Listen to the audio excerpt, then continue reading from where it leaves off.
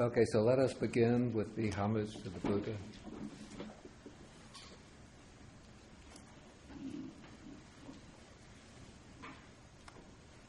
Namo tassa bhagavato arahato sama sambuddhassa.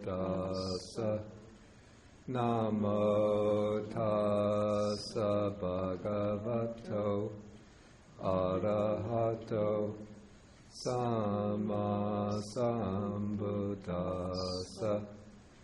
Namo tassa bhagavato arahato sama sambuddhassa.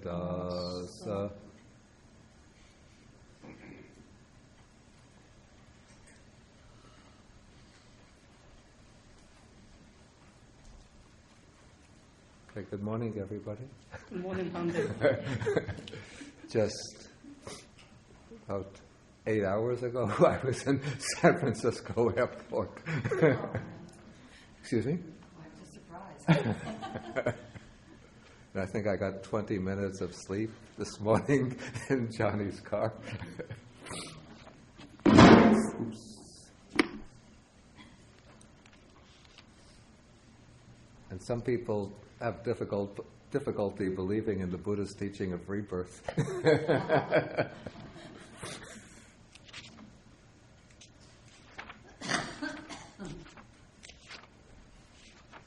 So at 11 a.m., it was at 2 a.m. American time. 2 a.m. Eastern Standard Time. I passed away in San Francisco. And at about 7:20 a.m. Eastern Standard Time, I was reborn in New York. Okay, so we are taking today Sutta number 39 in the Majjhima Nikaya. This is called the Greater Discourse at Assapura, the city of horses.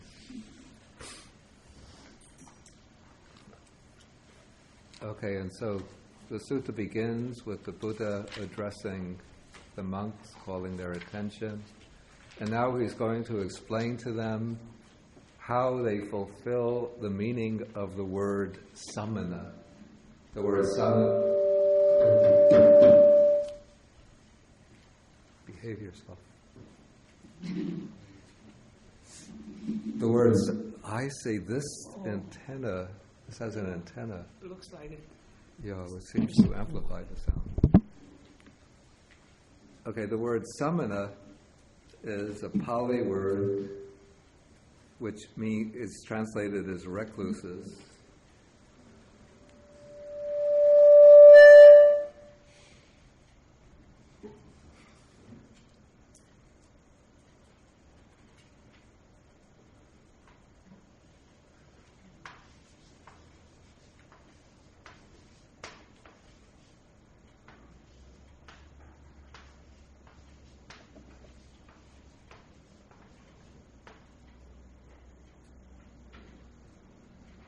The Sanskrit form is shramana, and it comes from the root shram, which means to work, to labor. And so even in contemporary Sinhalese language, the language used in Sri Lanka, there's an expression, shramadana, which means the gift of work. Instead of giving people money, sometimes people will get together and people from maybe a well-to-do village will help people in a poor village develop their facilities. And so this is called shramadana, the gift of work. And so the word samana originally means someone who is devoted to work or to labor. But what is meant here is not manual work or even office work or work in the computer sector, IT sector, but it's the work of striving, of striving for the development of the mind. And so in the Buddha's time, there was a whole mass of people who had dropped out from the social order with its fixed duties and obligations in order to devote themselves to the work of striving for wisdom, striving for liberation. And these people were called shramanas. And in the Indian religious sector of the time, there were two groups of people. One were the shramanas, and the others were the Brahmins or Brahmanas. And there were certain differences between these two groups. The Brahmanas accepted the authority of the Vedas, the sacred religious scriptures, going back to very early period. The Brahmins generally married and would raise families. And the Brahmins would engage in ritualistic practices. They would serve the royalty. They would also serve ordinary people by performing the fixed rituals of the Vedas for them. And the Brahmins, of course, believed in the caste system or class system. And not only did they believe in it, but they also believed that they were the superior social class and that all the other people came under the Brahmins. So the Brahmins would say that the Brahmin class was created from the mouth of Brahma. The Kshatriyas, that is the governing class, the administrators, the warriors, were created from the arms of Brahma. The Vaishyas, these would be the business people, the landowners, those who own the fields. They were created from the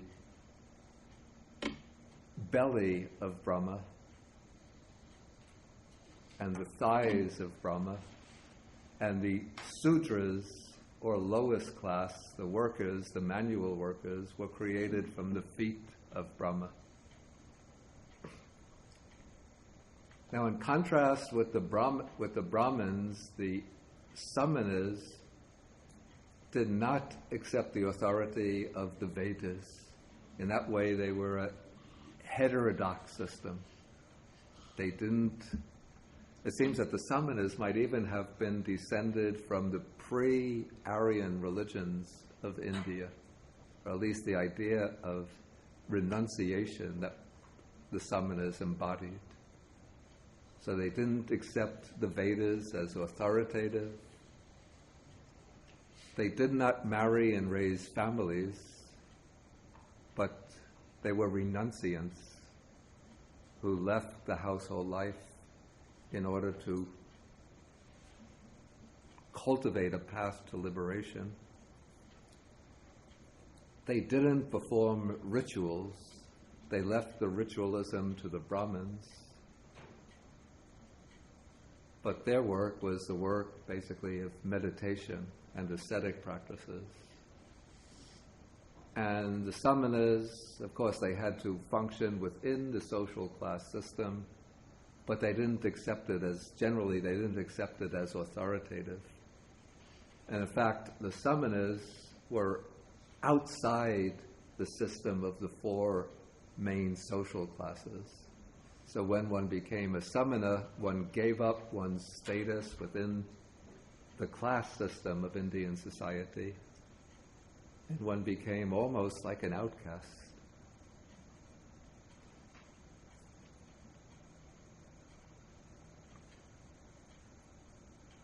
Okay, so now this sutta is about the theme of what makes one a samana, a recluse. But the Buddha also takes the word brahmana or Brahman and gives it another meaning almost synonymous with samana. So perhaps the original idea of Brahman was a person who was a kind of vehicle or channel for the sacred power of Brahma. Brahma is the holy divinity of Indian religion. And so the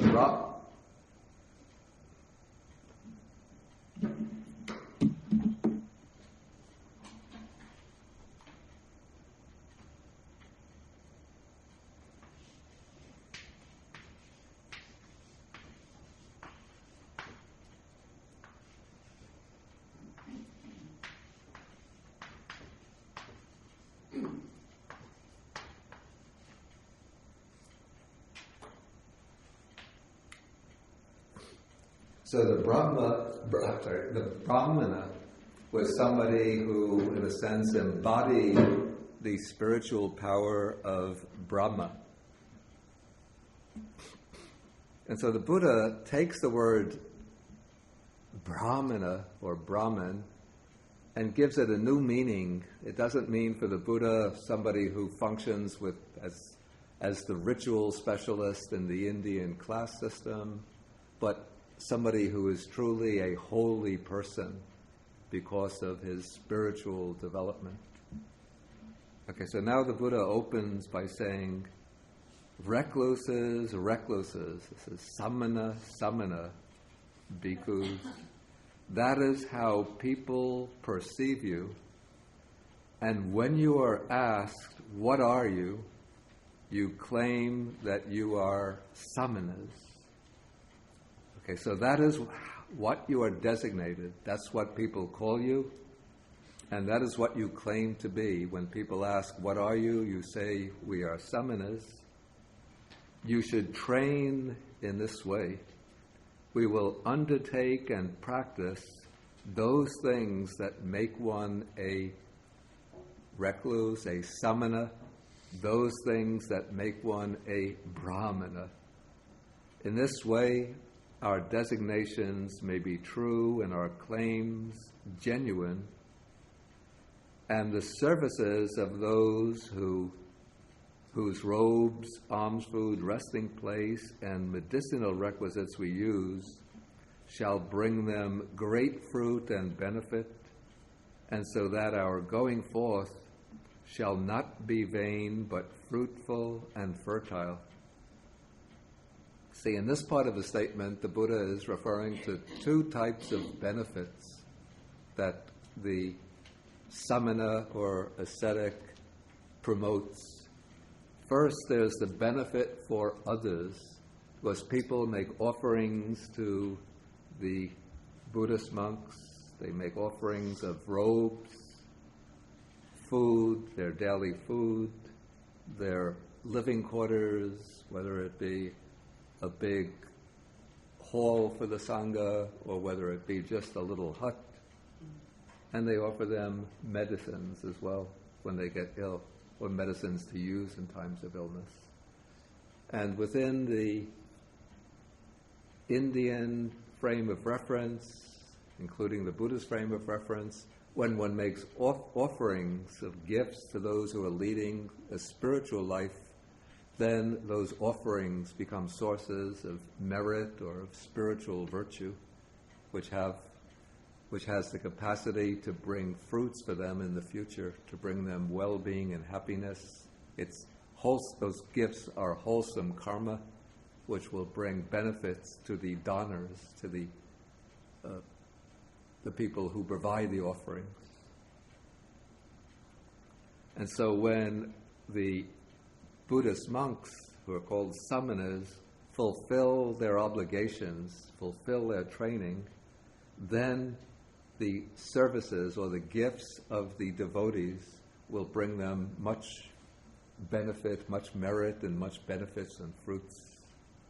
And also, by fulfilling these practices, the Buddha says, our going forth will be fruitful and fertile.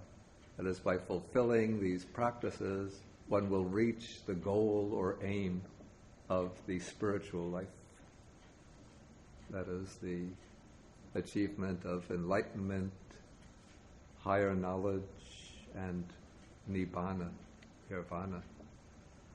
Okay, so this is the theme with which the Buddha opens the sutta, and now he's going to explain what are the things that make one a samana, what are the things that make one a brahmana. And as usual, the Buddha approaches this in a sequential way, taking it step by step from the simplest, most basic, most obvious, going up to the final goal. Okay, so he says at the outset, so what are the things that make one a recluse, that make one a brahmana? Bhikkhus, you should train thus. We will be possessed of shame and fear of wrongdoing.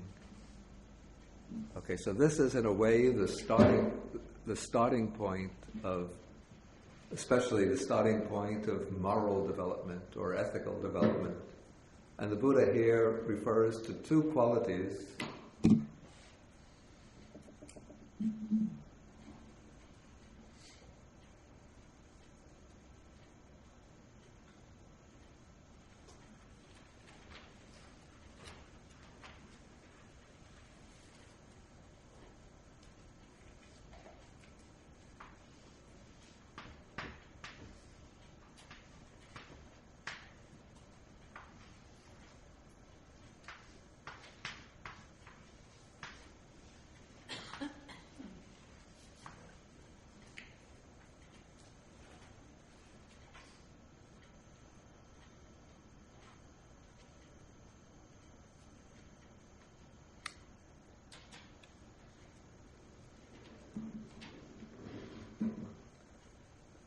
Okay, they're translated. Hiri is what is translated inadequately as shame, and ottappa as fear of wrongdoing. Now, the reason I say that hiri is inadequately translated as shame is because, first, the word shame usually means something a feeling that comes over one after one does something that one considers to be wrong. But hiri is actually a quality that protects one from doing something wrong. Now, there's a difference between hiri and ottappa in what we might call their point of reference. Hiri, the sense of shame, has an internal point of reference. That is, one hesitates to do something which is wrong, one is reluctant to do something that's wrong, one refrains from doing something wrong, because one has what I would call a sense of inner respect for oneself, or what I would call a sense of one's own inner dignity. Maybe we can call this a sense of the potential nobility of one's own character. And so one hesitates to do something which is unwholesome, morally unsuitable, because doing so would detract from this awareness of the potential nobility of one's character. Because doing so would slur one's sense of inner dignity, would be like stooping to do something low, and then one would feel inwardly defiled by that action. One would feel that one is spoiling one's own beauty, of potential beauty of character.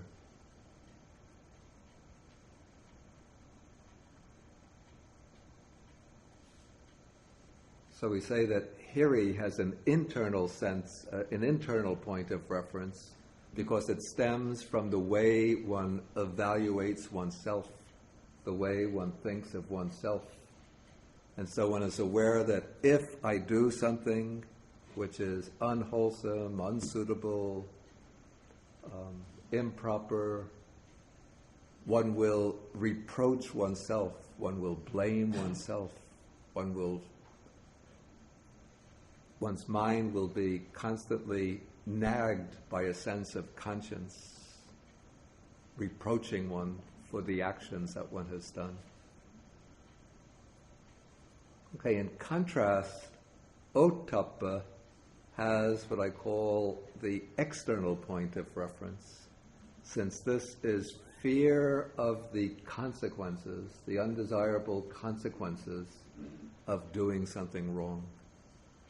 So there are different consequences that come from doing what is wrong. One of the most obvious is that other people will find out about it and they'll blame you, criticize you to your face and amongst one another. And then that will cause unpleasant feelings within oneself. You know what happens, like there are famous movie stars or sports stars, and they get caught in this scandal, or politicians for that matter.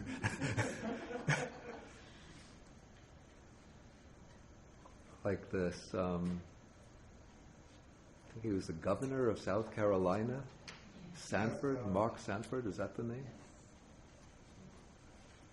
He said he was going for a long hike on the Appalachian Trail. It was about a year ago, 2 years ago. Passage of time, hard to keep track of. Then it turned out that, in public he was always saying, "Oh, I love my wife. I'm so devoted to my wife." And of course he aspired to become, I think, the senator from South Carolina and then become candidate for the presidency of the United States. Then somehow it turns out that, he was in Argentina with the woman he calls his soulmate. Whoops. And so once these facts become disclosed, then a big scandal breaks out and, all over the newspapers. Governor of South Carolina found having an adulterous affair. So that's first consequence, big splash in the news. Then he has to, he can't fulfill his bid to become the senator. His hopes of the presidency are dashed to pieces. And his whole life is ruined. Did he resign I don't remember, did he resign as the governor? Or maybe he had been anybody remember? He didn't resign. Excuse me? He didn't resign, he continued as the governor. Yeah, the shame of it. But still, he has the consequences. Okay, so some of the obvious consequences, the ones that are immediately visible, are that one gets subjected to public criticism, public ridicule, one loses one's status in the community, one gets a bad reputation. And then the other major type of consequence is what's called the consequence pertaining to the future life. That is, when one does something immoral or unwholesome, then one creates unwholesome karma, which will bring suffering in the future. Okay, so the Buddha actually refers to these two factors, hiri and ottappa. He calls them the protectors of the world, since it's these two factors that maintain the moral standards in the world, that keep people committed to fulfill ethical behavior. If people didn't have the sense of shame and fear of the consequences, then their behavior would not be restrained at all. Okay, so the starting point for the Buddha in this whole training, and this is valid for whether it be monastic person or lay person, but the foundation is the sense of shame, or I would call it the sense of inner dignity, of self-respect, and fear of wrongdoing, fear of the consequences. Then the Buddha continues, he says to the monks, you may think thus, we are possessed of shame and fear of wrongdoing, that much is enough, that much has been done, our goal, the goal of the ascetic life has been reached, there is nothing more for us to do, and you may rest content with that much.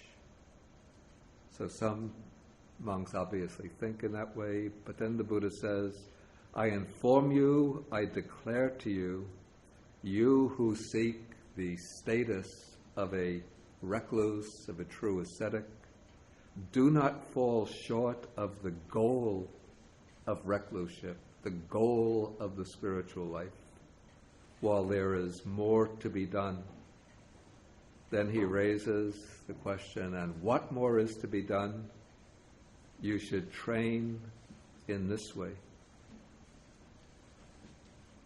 Our bodily conduct shall be purified, clear and open, flawless and restrained, and we will not laud ourselves, praise ourselves, and disparage others on account of that purified bodily conduct.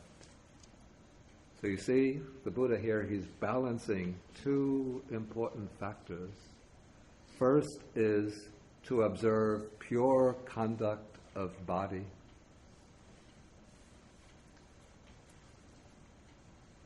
And then some of the factors that constitute purified bodily conduct you will find, for example, in Sutta number 27 of the Majjhima Nikaya. This would be on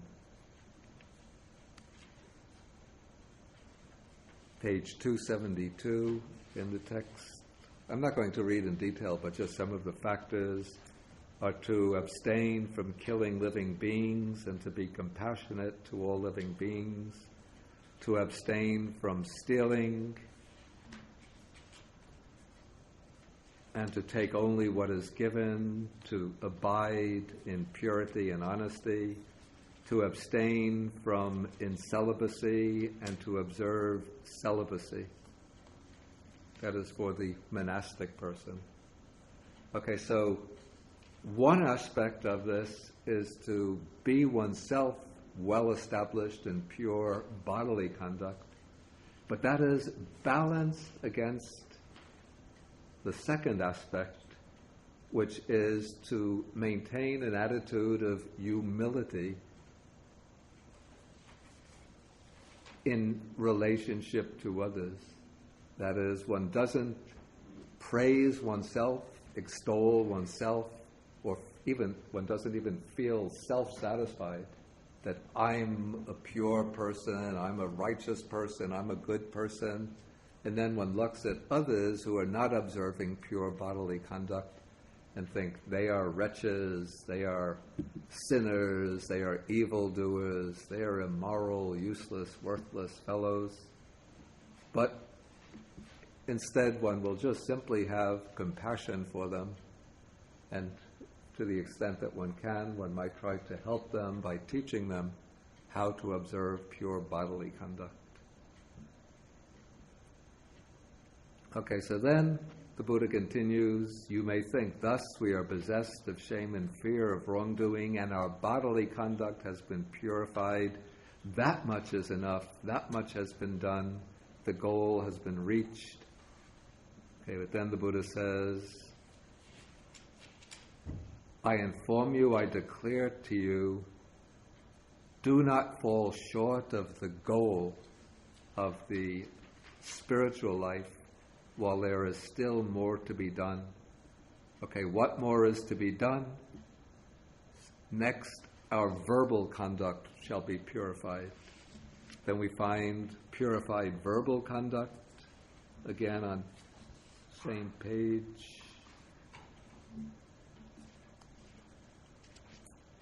To abstain from false speech, actually page 273, to abstain from false speech and to speak the truth, to abstain from malicious speech, and to speak in ways that promote harmony, to abstain from harsh speech, and to speak softly and gently, and to abstain from gossip,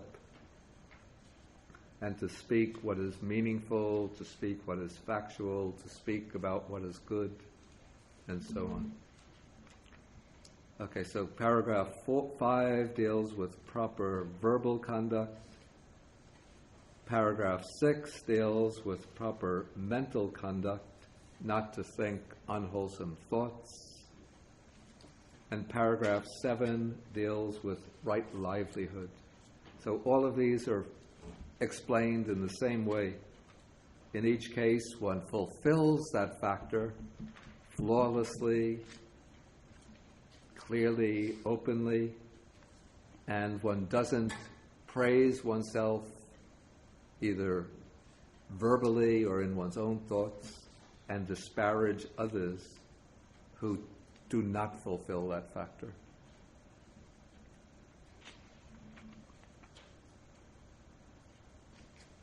Okay, so now coming to paragraph 8, the Buddha is now going to take the training one step further.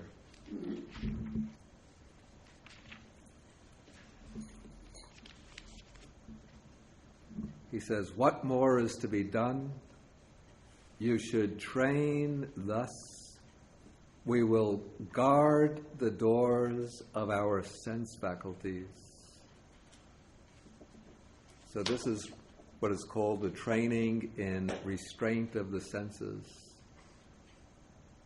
On seeing a form with the eye, we will not grasp at its signs and features, since if we left the eye faculty unguarded, then evil or bad, unwholesome mental states of greed and states of disappointment or dejection might overcome us.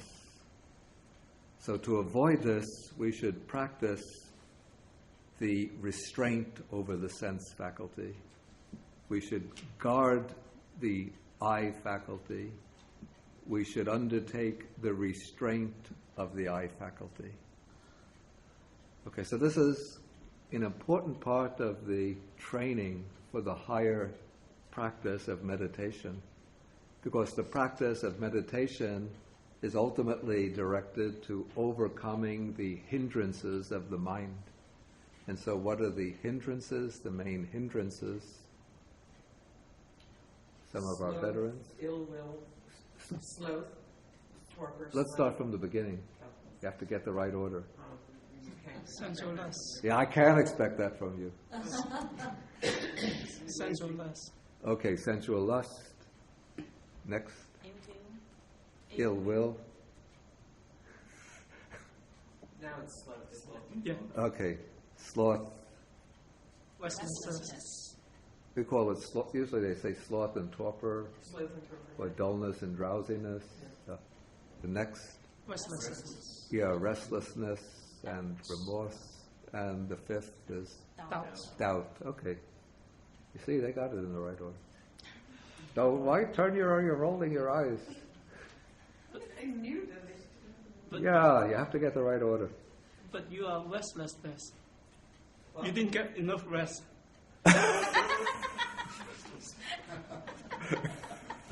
Is being crabby one of them? I will get it. After class, I will go to sleep and set the alarm clock for Tuesday morning.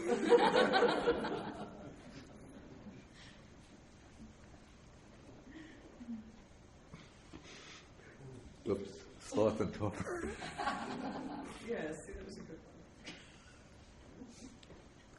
one. Okay, so of the 5 hindrances, the 2 that are the grossest, the ones that arise most often, the most obstructive, are sensual desire and ill will or anger.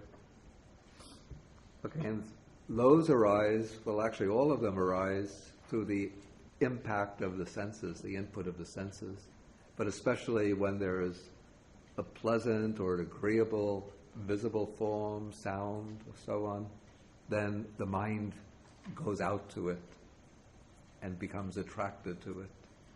And if there's something which is repulsive, disagreeable, then it will cause inner aversion, displeasure, dejection, anger. And so the hindrances are continually being stimulated or provoked by the input of the senses. But what can one do? One solution is to put a blindfold over the eyes, put the earplugs into the ear, and then one doesn't see anything disagreeable, doesn't hear anything disagreeable. But it's pretty difficult to live under those conditions. And so what the Buddha teaches is this restraint of the senses, and that is elaborated as one does not grasp at what is called the sign, and one does not grasp at the features. Here we have two terms.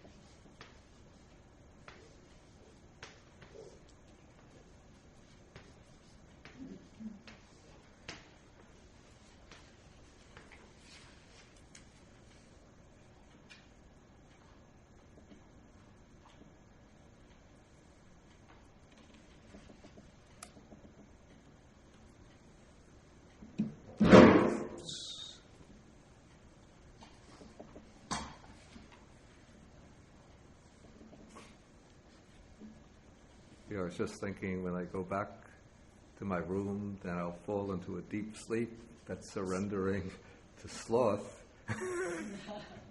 Then after waking up, then I have to check my emails, which have been accumulating over the past 10 days or so, and that will cause a lot of restlessness.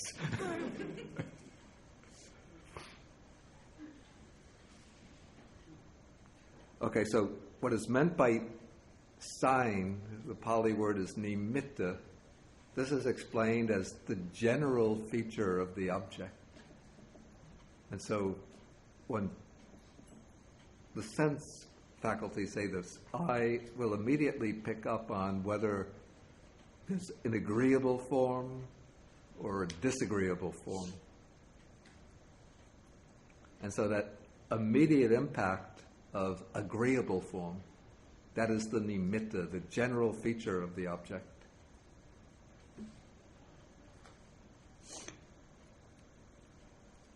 And usually when the commentaries are explaining this, of course they're explaining it for monks, and so they usually, please excuse me, use the primary object of temptation for the monk. So that would be the form of the beautiful woman. So the nimitta will be picking up the form beautiful woman, at least in one example. Then the anubhyanjana means the more specific features. And so once the mind sort of becomes drawn towards the sign, the general feature, then it starts looking at the details. You know, nice hair, wavy hair or straight hair, black hair, blonde hair, curly hair, whatever, brown hair, I don't want that, gray hair, blue hair,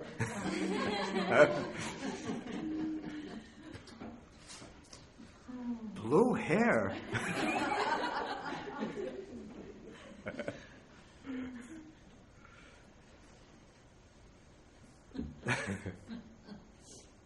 The nice smile, shiny eyes.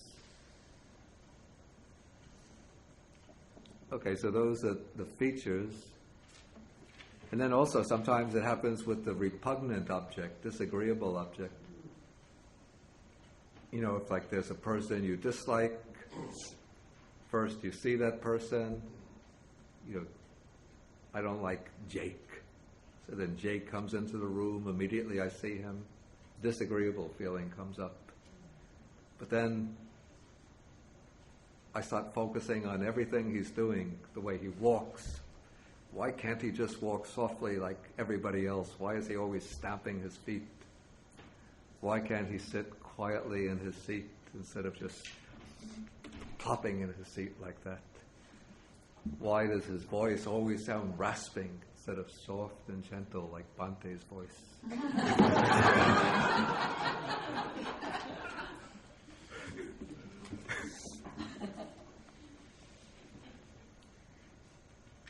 Okay, so those are the features, specific features. And so this doesn't mean when one practices restraint of the senses, it doesn't mean that one closes the eyes, blocks the ears, and tries to avoid the sensory world. But one exercises restraint of the senses by not grasping at the signs. I mean, one will see whatever appears in the field of vision, but one doesn't let the eye get drawn to what's pleasant. You know, like if you go shopping, you go into the shopping district. I was just thinking, in San Francisco, we took a little trip we didn't really want to go to the shopping district, but that just to get the streetcar to go up to go up the hill traveling in the cable car. We had to pass through the shopping district. And nothing in the shopping district attracts me, but the two women that I were with.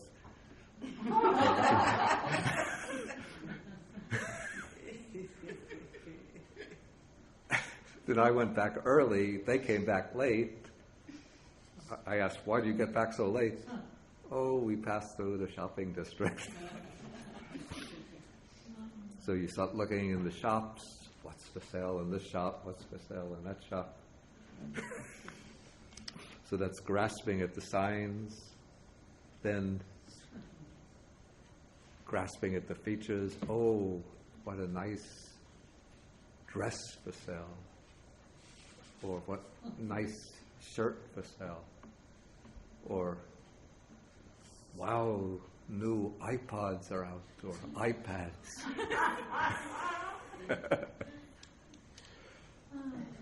The one that I bought last year, now out of style, new ones are coming out.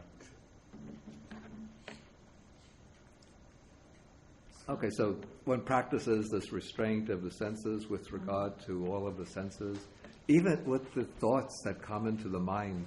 This is practicing restraint over the mind faculty. So sometimes, thoughts just come flowing into the mind, memories of pleasant objects, memories of unpleasant objects, plans and visions for the future, regrets about the past. So, of course, they flow naturally into the mind, but when one is practicing restraint of the senses, one doesn't let the mind linger with them, but just notes whatever arises and just let it go its own way.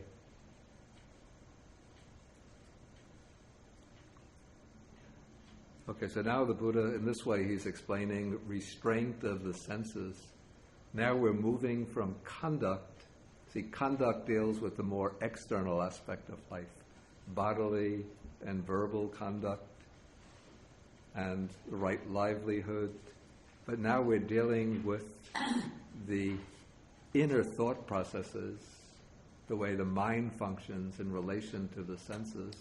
So this is preparing the way, I would say it's paving the way towards the inner cultivation aimed at samadhi, or meditative concentration. Okay, now we move on to the next phase of the training, which really goes along pretty much with restraint of the senses. They're actually virtually synonymous, or they work together. So we can't force a division between them. Yes? Yeah, I'm puzzled by grief. evil, unwholesome state, covetousness, and grief. I think actually grief is not really I think it's not a good translation here.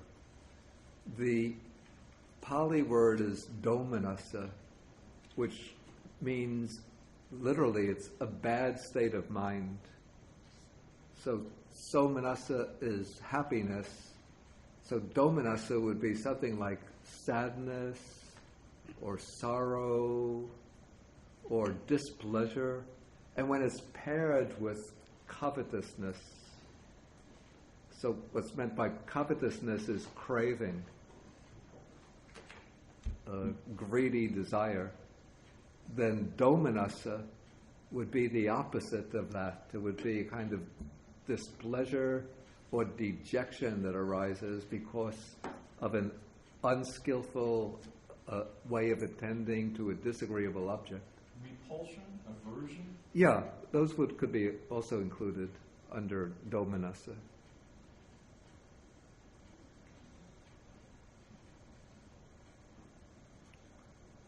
Yeah, I think maybe Venerable Nyanamoli, or maybe it was myself, picked up grief from earlier translators, but I stopped using it in the connected discourses. I think I had,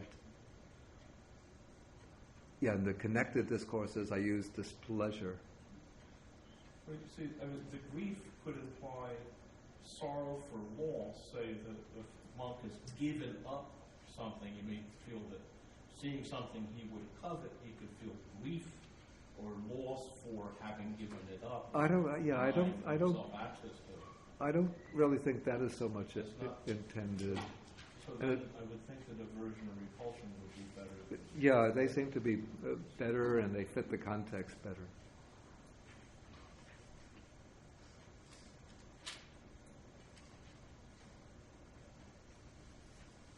Okay, so then we'll move on to moderation and eating.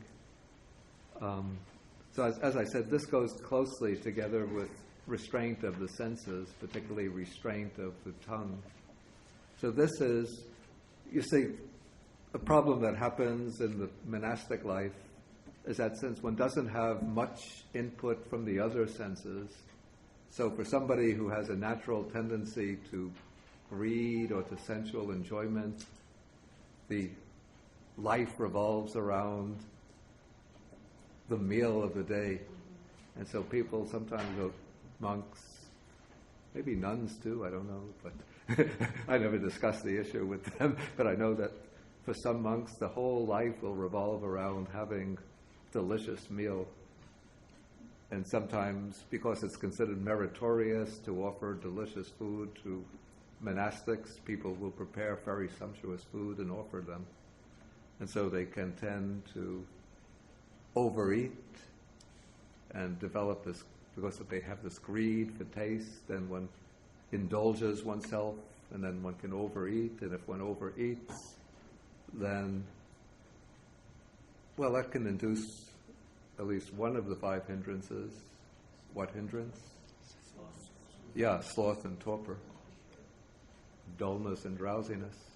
And also the craving for food will be a kind of sensual desire. I was going to say, that would be the first thought, sensual desire. Yeah. And then if one has also a craving for delicious food, sometimes if one goes to an alms round and one comes maybe to families that are not well off, they'll just offer very simple food. And then the person who has been dreaming about, delicious hillside rice with many sumptuous curries and side dishes, maybe a nice dessert of buffalo curd with palm tree honey. What's so funny? It's something very delicious that's served in South Asia. They take the milk from the buffalo, the water buffalo, and they turn it into a yogurt, except that it's thicker than the ordinary yogurt. And then there's a kind of honey that comes from a type of palm tree, which is very sweet and they pour this honey, palm honey. It's almost like maple syrup. Pour it in over the buffalo curd and mix together, and it's like considered the royal treat in South Asia, Sri Lanka, India.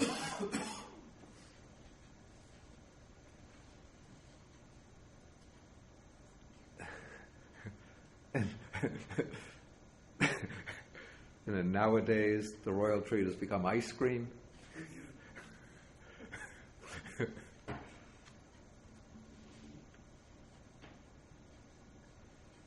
So if one is dreaming of having the buffalo curd and the ice cream and the sweets, the fruits, then one just gets, some very plain rice, maybe a couple of spoons of lentils, dal over it, and that's it. Then one grumbles and inwardly complains, and one feels self-pity. Oh, I'm starving to death. How am I going to get through the day on this? Okay, so the Buddha teaches that one should do this reflection over the food to remind oneself of the purpose of eating. So you should train thus: we will be moderate in eating, reflecting wisely. We will take food neither for amusement nor for intoxication. Here, intoxication doesn't mean getting drunk, but it means being intoxicated with the flavor of the food. So neither for amusement nor for intoxication, nor for the sake of physical beauty and attractiveness, but only for the endurance and continuance of this body, for sustaining the body, for ending discomfort, the discomfort of hunger, and for assisting or supporting the spiritual life, considering, thus I shall terminate old feelings, that is the old feeling or discomfort of hunger, without arousing new feelings. That could be feelings of discomfort because of having eaten too much. And I shall be healthy and blameless and live in comfort. So maybe better to live at ease, since one is free from the discomfort of being hungry, the pangs of hunger.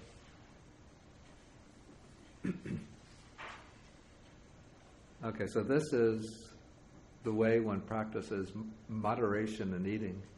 Of course, not only does one reflect in this way, but also when one takes the food, one has to be moderate in the quantities one takes.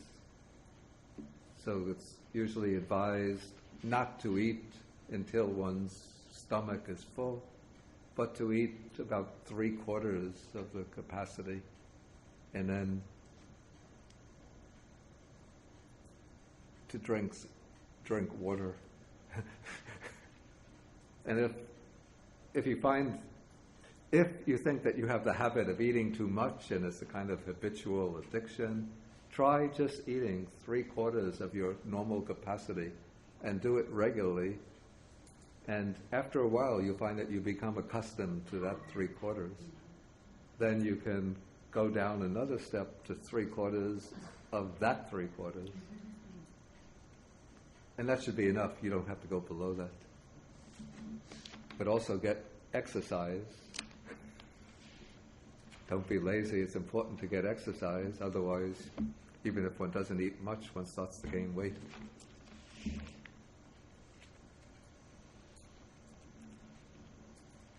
Okay, so now the Buddha says, you may think we are possessed of shame and fear of wrongdoing. Our bodily, verbal, mental conduct and our livelihood have been purified. We guard the doors of the sense faculties, and we are moderate in eating. That much is enough, and you may rest content with that much. But I inform you, I declare to you, you who seek the status of a true ascetic, don't fall short of the goal of the ascetic or the renunciate life, while there is still more to be done. Maybe at this point I'll ask whether any questions on what has come up so far.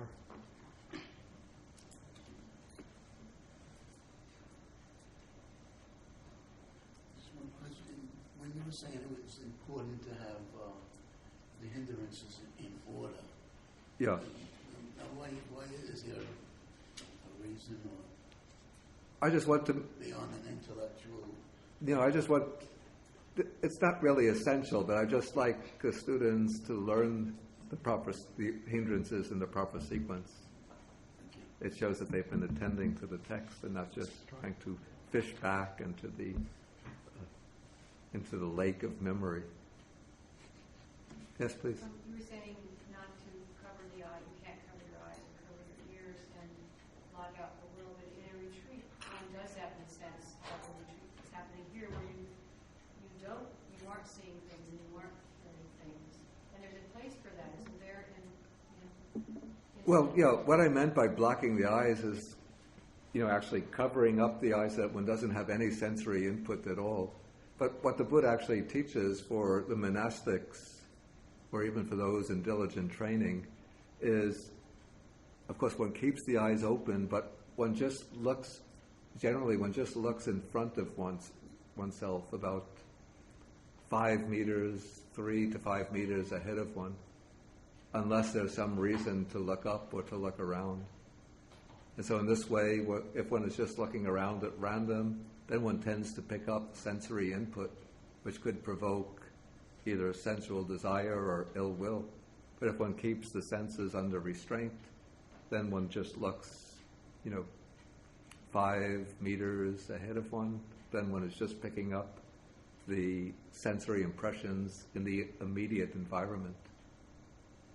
As far as the ear goes, one can't really control the range of the ear as to what one hears, but if one is going to go into a meditation retreat, it will be usually a quiet place so that the hearing isn't bombarded with loud and disturbing sounds, and then one can focus more easily on the meditation. Can one overdo that and then have a hard time getting back into the noisy world again? I don't think one could overdo it, because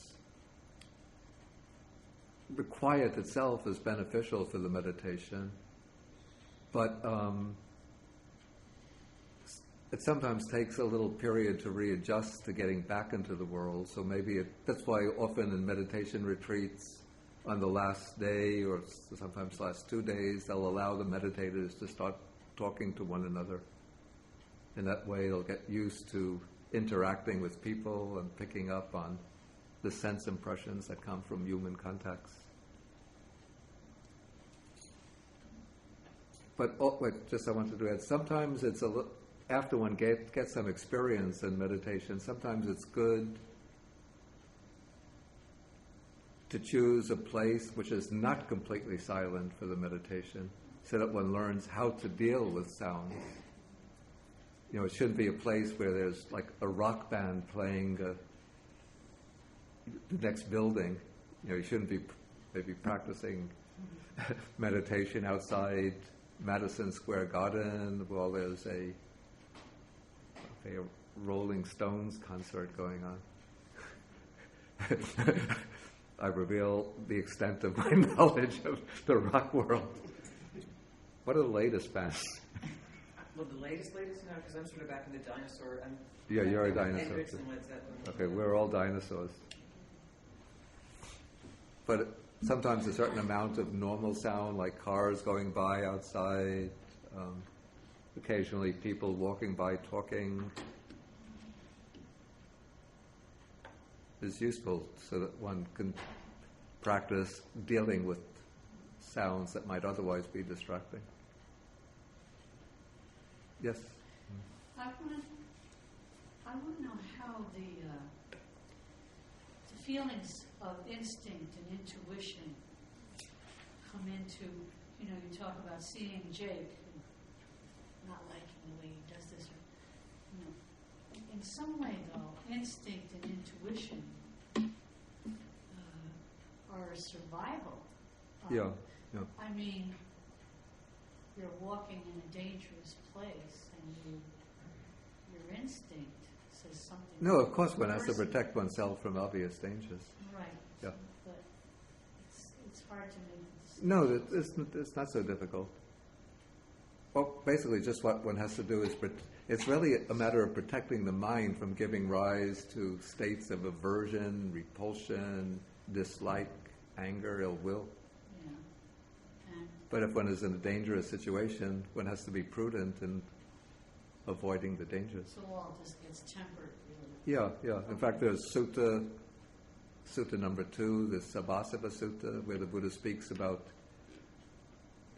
he's giving the advice to the monks, and he speaks about advising a wild bull, a wild horse, a wild, a mad dog, a dangerous dog. So one has to protect oneself from dangers. And yet, show compassion. You mean towards the wild bull, a wild dog? Yeah. I don't know. One can have compassion in the mind, but one doesn't stand there if the wild bull is going to come. Totally move away. But Yeah. I work in a mental hospital. Yeah. So some of the stuff. Yeah.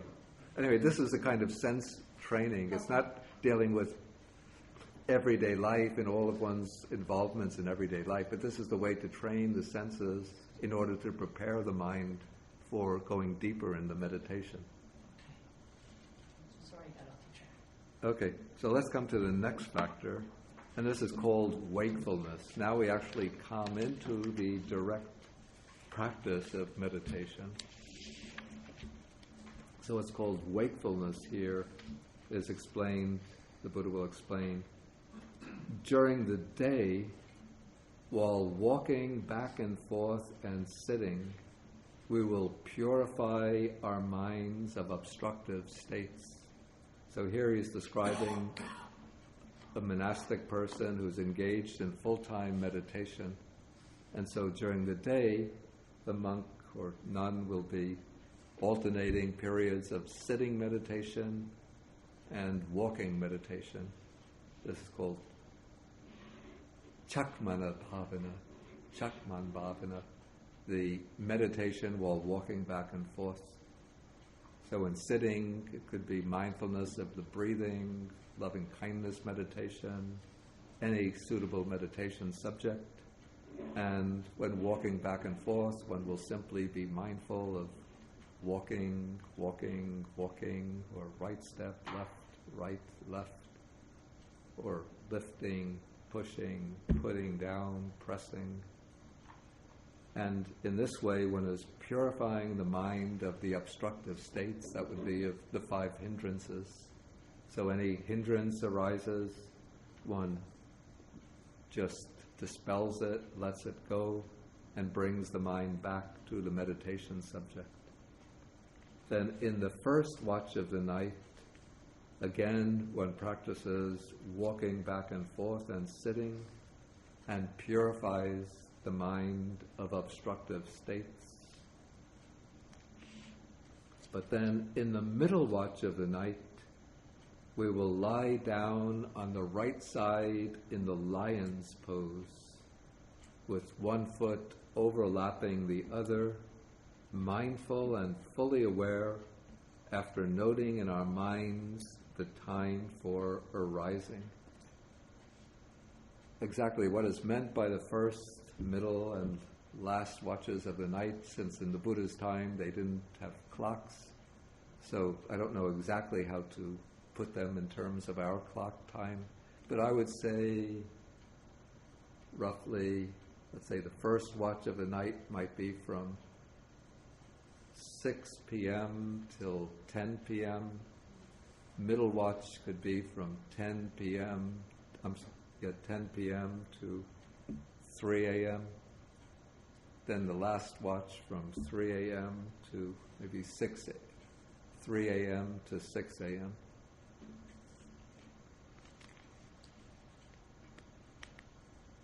So the middle watch of the night, one can sleep for 5 hours, but if one is practicing meditation very diligently, the need for sleep will start to diminish till one could sleep quite comfortably, satisfactorily with 4 hours or even 3 hours of sleep, because the mind is becoming restful through the practice of meditation.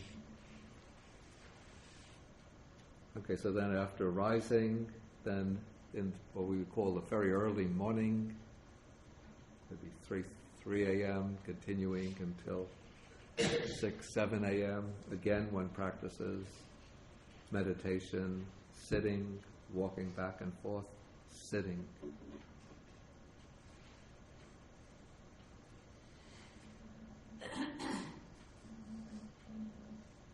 Okay, so then the Buddha says after doing all of this, you may think that you are doing enough, but again the Buddha urges the monks not to fall short of the goal of recluseship while there is more to be done. And then he explains what is more to be done, and this is called mindfulness and full awareness.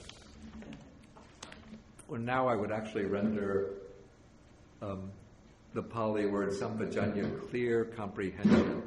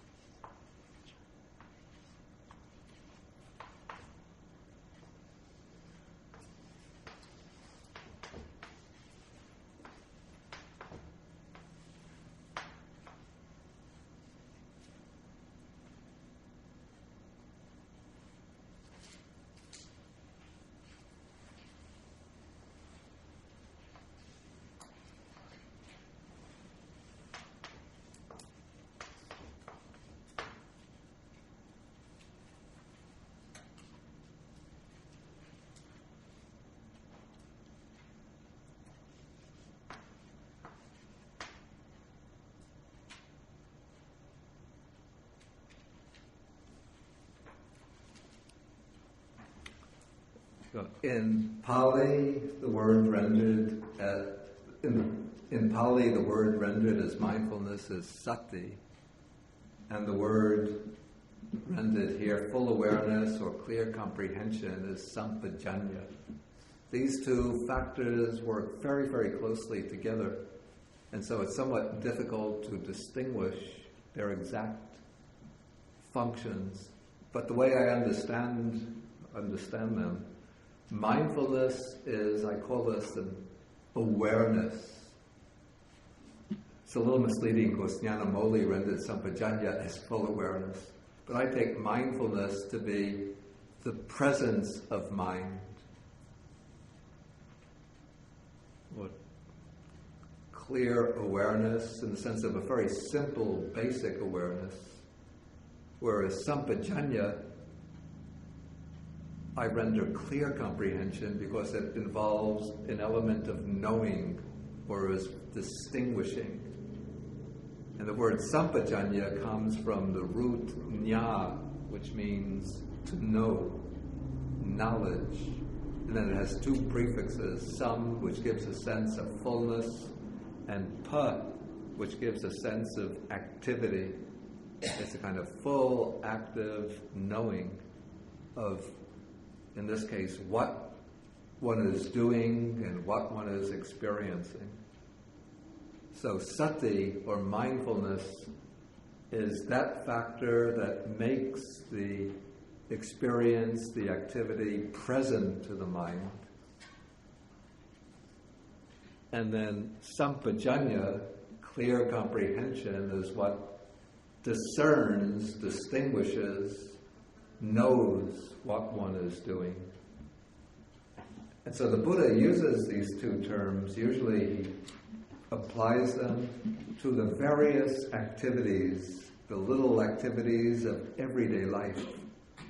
So when one leaves the meditation cushion or the meditation hall to engage in other activities, one doesn't let the mind just slip into carelessness one doesn't let the mind drift, roam and wander, but one remains fully present with what one is doing, and one distinguishes clearly what one is doing. So remaining present with what one is doing, that is mindfulness, and distinguishing clearly what one is doing is sampajanya, clear comprehension. So the text says, I'm going to change the translation, we will act with clear comprehension when going forward and returning, when going out and coming back. We will act with clear comprehension when looking ahead and looking to the side. We will act with clear comprehension when flexing and extending our limbs, when bending and stretching out the arms, the legs. We will act with clear comprehension when putting on our robes, wearing the robes, and carrying the extra robe and bowl. We will act with clear comprehension when eating, drinking, consuming food, and tasting. So even when putting the food into the mouth, chewing it, swallowing it, one is aware of what one is doing. So usually, but this is quite normal, don't think one shouldn't do this, but when people sit at the table taking a meal, they chat and their minds are on the subject of the conversation, and just occasionally they'll be just vaguely aware of taking up the spoon, putting it in the mouth, and chewing the food, tasting it, and then immediately back to the conversation. Did you hear what Jimmy did the other day? So what did he do? It's shocking, isn't it? How interesting. But instead, when trying to maintain the continuity of mindfulness, of the meditative mind, then when one is taking the food, picking it up with a spoon, one knows what one is doing. Putting it in the mouth, one is aware of putting it in the mouth. When chewing it, one is doing that with mindfulness and clear understanding. When swallowing the food, when experiencing the taste, one experiences the taste mindfully with clear understanding. When one swallows the food, again with mindfulness and clear understanding. And so every step or every phase in the act of eating is done with mindfulness and clear comprehension. Okay. We will act in full awareness when defecating and urinating. So even when going to the toilet, one knows what one is doing. We will act in full awareness when walking. These are just the little postures. When walking, standing still, sitting down, falling asleep, except in the back of Johnny's car, waking up, talking, and keeping silent. Okay, so in all the activities, one maintains the mindfulness and clear comprehension. And so we could see that the sequence now is building up step by step into the attainment of the higher stages of meditation and the insight knowledges. But we will deal with that in the next class. Yeah, that will be next week. So maybe any questions on... Yes, Bowie. Can we say, as long as one has clear comprehension, that person has mindfulness simultaneously, but if one has mindfulness, that doesn't mean he has clear comprehension. Okay, the question is, can we say that when a person has clear comprehension, they necessarily have mindfulness simultaneously, but when there's mindfulness, there's not necessarily clear comprehension? It seems in theory that should be possible, but I don't know any texts which speak about this possibility. The texts always speak about developing mindfulness and clear comprehension simultaneously. But actually, the case that you brought up is actually, I think, possible. You could take a case maybe of a person who might be walking, maybe walking very mindfully, in the sense he's aware of taking right step, left step, right step, left step, right step. Boom! Falls into a ditch because he wasn't clearly comprehending where he was walking. So to have clear comprehension, when one is walking, one also has to be aware not just of each step, not just to have the act of walking present, one has to be aware of the environment in which one is walking. So that I would say is an aspect of clear comprehension. Yes? I thought next week we were doing the Sutta 41 in conjunction with the Dharma training course. Is that next week?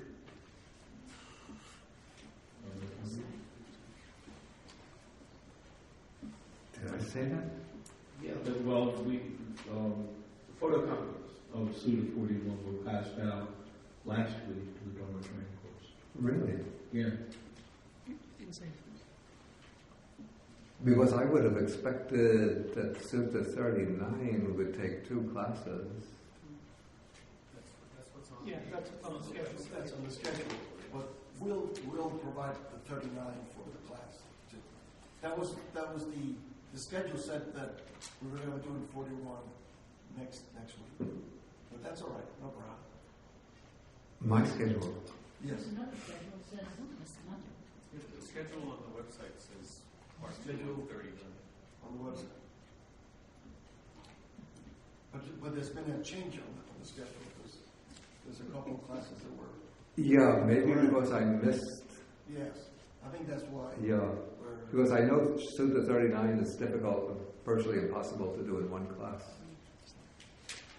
One of your many emails you'll see is one from me asking you what Sutta we're talking about. Oh, maybe because I was expecting to finish Sutta 39 today. Yes. And so then I would have expected 41. Yes. But I think anyway, the second half of 39 is almost intelligible on its own, and I'm going to recapitulate just, in 5 minutes what's covered in the first part of 39. So the class will be able to follow next week anyway, so don't worry that they're picking up in the middle of the sutta. Okay, we can go up and take.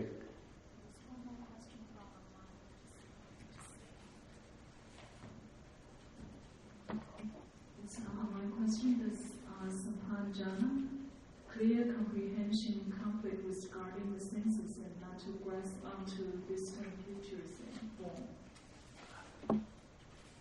Does clear comprehension conflict with guarding the senses and not to grasp onto distinct features and form?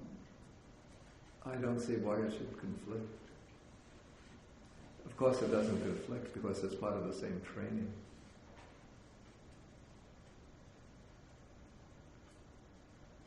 Okay, I think we'll have to stop now. Then we can take the lunch now and then come back. Oh, because they're having the course, probably they're not opening the dining room to the public until 12 o'clock. How to do? May I suggest Pandey get some more rest? Discussion next week. Okay, we could have the discussion period next week. Yeah. Okay, thank you. Okay, so we'll end with the sharing of the merits.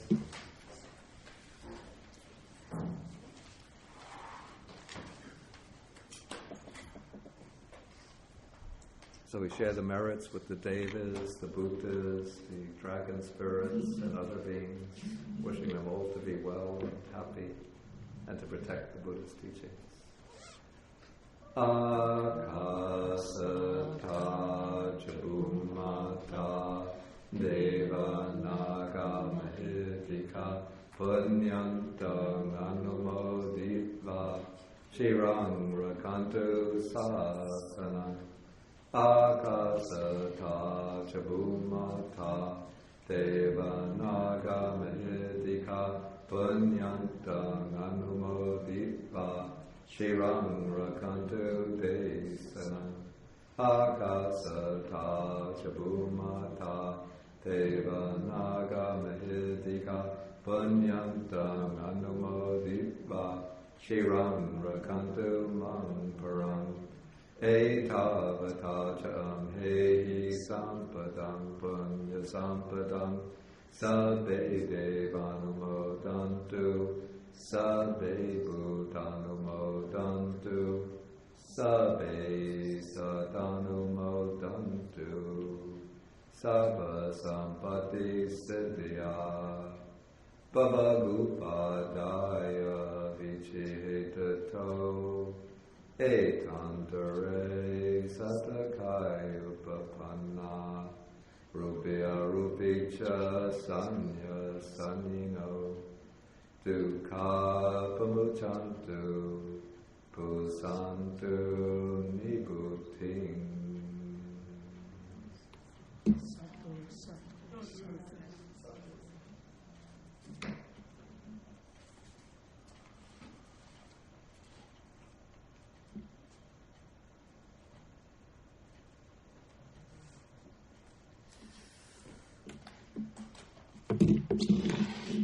Okay, we could end with 3 bows to the Buddha.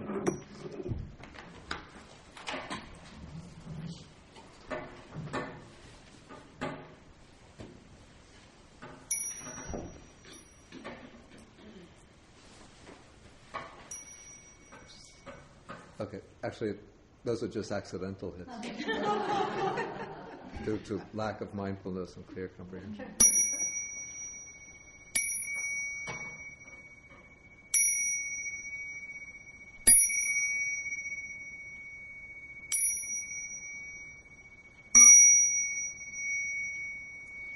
Bow to Bande.